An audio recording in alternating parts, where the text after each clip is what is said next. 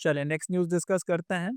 तो समाचार ये है कि नेशनल मेडिकल कमीशन जो बॉडी है, जो मेडिकल से रिलेटेड या मेडिसिन से रिलेटेड जो हाईएस्ट डिसीजन मेकिंग अथॉरिटी या बॉडी है इस देश में, उसको नया चेयरमैन मिल गया। तो डॉक्टर अभिजीत सेठ जो हैं, इनको नेशनल मेडिकल कमीशन के नए चेयरपर्सन या चेयरमैन के तौर पर अपॉइंट किया गया। ये पेशे से अगर देखा जाए तो कार्डियो थोरेसिक सर्जन है एंड करेंटली ये जो नेशनल बोर्ड ऑफ एग्जामिनेशंस है साइंसेज में, मेडिकल मेडिसिन की जो भी आपके एग्जाम्स वगैरह होते हैं, उसका एक बोर्ड है, उसके ये प्रेसिडेंट है। एंड इनका जो अपॉइंटमेंट है यूनियन कैबिनेट की जो अपॉइंटमेंट कमेटी है उसके द्वारा किया गया है। तो ये कुछ पॉइंट्स हैं जो अपने को याद रखने हैं। सबसे पहला क्या कि नेशनल मेडिकल कमीशन के जो न्यूली अपॉइंटेड चेयरपर्सन उनका नाम क्या है, तो डॉक्टर अभिजीत सेठ नाम है। एंड ये अपॉइंटमेंट के पहले ये किस पद पर थे, तो जवाब हो जाएगा national board of examination with sciences के प्रेसिडेंट थे। एंड तीसरा ये कि जो नेशनल मेडिकल कमीशन है, इसका जो चेयरमैन है, इसको अपॉइंट कौन करता है, तो इसका जवाब हो जाएगा अपॉइंटमेंट कमेटी जो यूनियन कैबिनेट की वो इनको अपॉइंट करती है।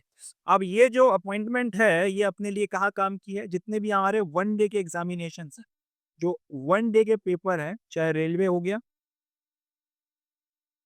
या एसएससी हो गई या आपके पीएससी वगैरह में भी इनफैक्ट ये पूछा जा सकता है।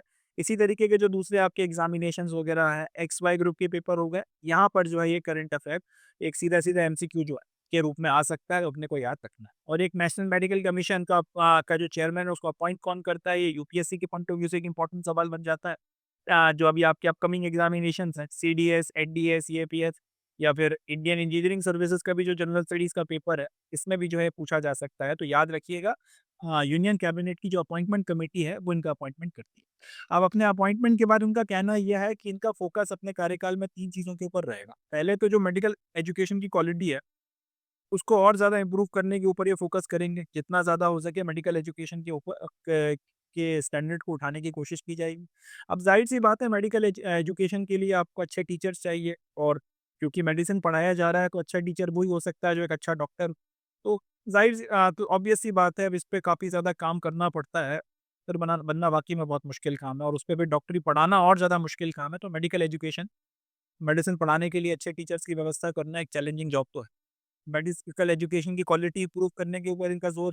दूसरा, गुड गवर्नेंस, पूरा जो मेडिसिन के सेक्टर में जो आपका पूरा एडमिनिस्ट्रेशन है, उसकी गवर्नेंस को इंप्रूव करना। जो भी आपकी सरकारी स्कीम्स आती हैं इससे रिलेटेड, वो अस्पतालों में ढंग से इम्प्लीमेंट हो रही है कि नहीं हो रही, किसी तरीके की धांधली तो नहीं हो रही कोई, उसमें ये नहीं हो कि वो जो उसके टारगेट हैं या जो ऑब्जेक्टिव हैं वही डिफीट हो रहे हैं, वही सारी चीज़ों का ध्यान रखना।